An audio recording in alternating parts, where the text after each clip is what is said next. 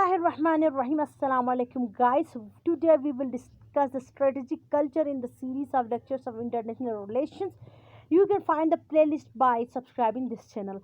Let's discuss the strategic approaches to international relations. We have already done with the strategic approaches to IR, the first topic, that is war. Today we will discuss the strategic culture. Let's see first of all definition of strategic culture. Strategic culture is a set of beliefs, norms, values, and historical experiences of the dominant elite that influences their understanding and interpretation of security issues and environment and shapes their responses to these. It serves as a screen through which the policymakers view the external security environment and take policy decisions. Let's discuss the Pakistan strategic culture. Pakistan is one of the least secure countries in the world. Therefore, it spends heavily on defense. Pakistan has one of the world's largest and best equipped armed forces with growing arsenal of nuclear weapons and ballistic missiles. Pakistan is considered as least secure countries in the world because it is surrounded with few ancient enemies which are facing which Pakistan is facing as enemy from its independence.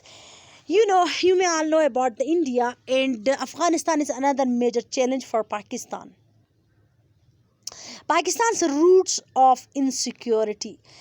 If we will trace the Pakistan's roots of insecurity, then we came to know about the Indo-Pak enmity since 1947. 4 million Hindus and Sikhs migrated to India at the time of independence, and 6 million Muslims migrated to Pakistan. Over 1 million migrants were slaughtered in the railway station. This is the biggest slaughter of human beings in the history. The bitter memories are still alive in the minds of the people. Therefore, the whole nation is against one another. So Pakistan's fear India would reject the two nation theory. The logic behind the partition between these two countries, Pakistan and India, was two nation theory. So Pakistan is in fear that India will reject someday this theory and may encounter and may try to destroy the country. So it's very much important to spend millions of rupees every year in the defense. Pakistan's roots of insecurity, if we will trace another thing, then India's support for Bangladesh in 1971 reinforced Pakistan's view that New Delhi aspired to reunify India, or at least reduce Pakistan to a position of weakness. It is the biggest fact and biggest proof in the history that India supported Bangladesh in 1971 and tried Pakistan to split into two nations. So not only this, but India can go to any aspect to destroy Pakistan or to weaken it. So Kashmir dispute, Afghanistan's Durand line issue, these two major issues in world level are another major challenges for Pakistan. Kashmiri dispute is always in the front of every discussion for Pakistan. Same like the Durand line. It is another major issue for Pakistan because it has many miles and it's little bit difficult to control over. But recently Pakistan has started fencing over the Durand line. This is the biggest achievement for Pakistan. Though Afghanistan doesn't pose a direct threat to Pakistan, but with Indian support it may try to destroy Pakistan or try to weaken the country. Key determinants of Pakistan's strategic culture. There are few major determinants which determines the Pakistan strategic culture. Number first is opposition to Indian hegemony and hostile India. In October 1944 and November 1946, Qaid-e-Azam Muhammad Ali Jinnah said India and Pakistan should proclaim a monarch doctrine of their own for the defense of the subcontinent. We join together as good friends and neighbors and say to the world, hands of India. Three developments changed the perspective of Pakistani leaders towards India. Number first, the communal riots that accompanied the partition of India and the massive influx of refugees shocked them.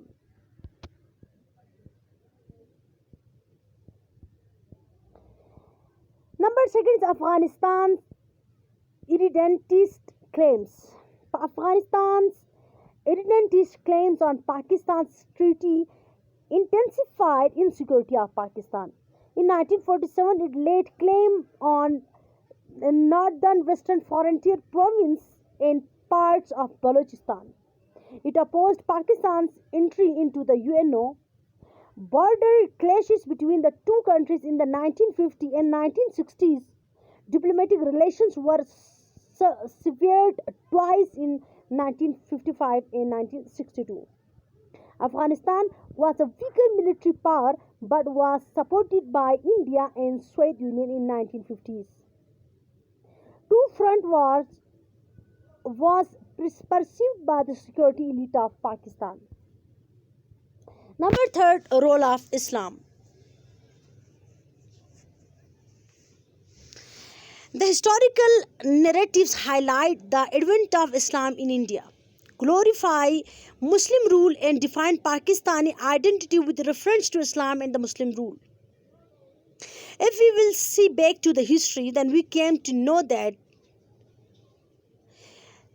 Muhammad bin Qasim came into subcontinent in 712.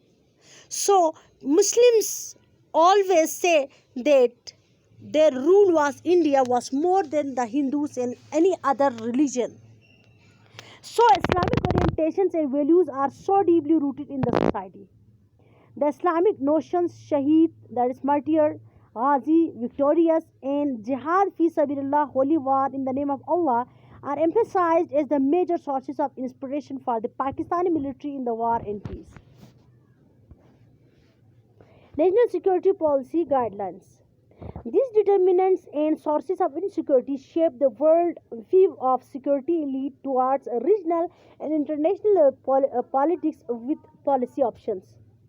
Opposition to Indian hegemony, strengthening of security by assigning the highest priority to defense needs.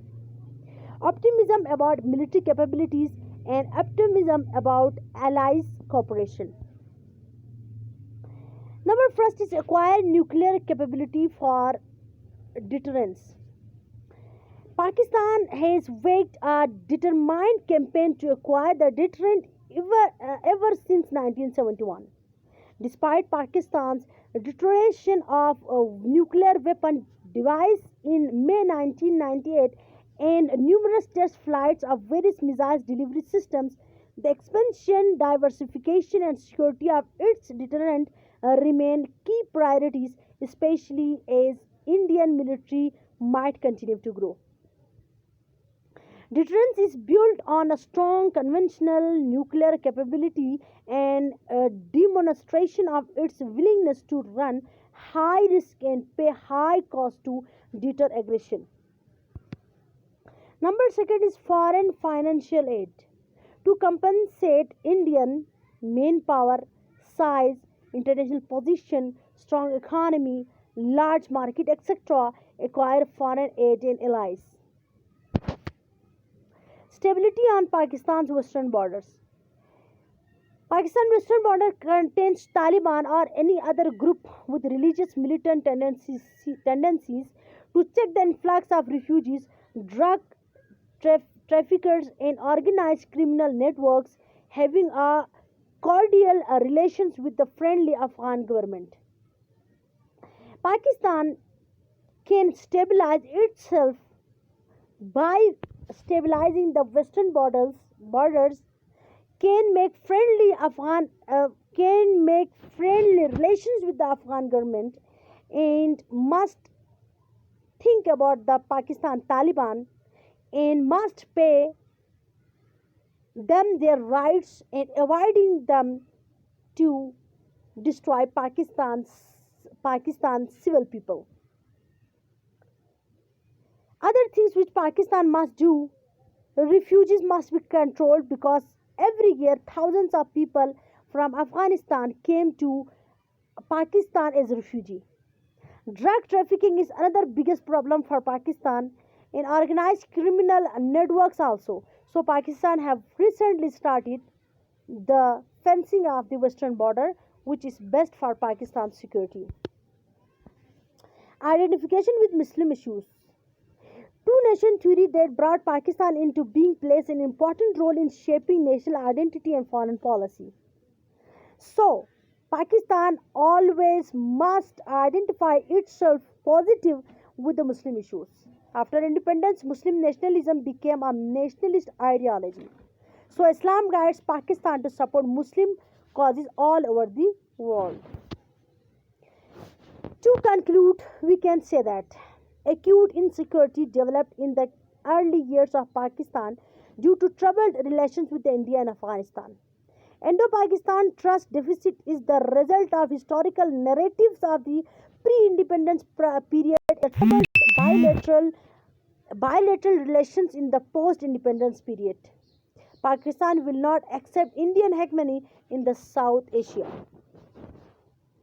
Thanks for watching. Like, share and subscribe for more videos.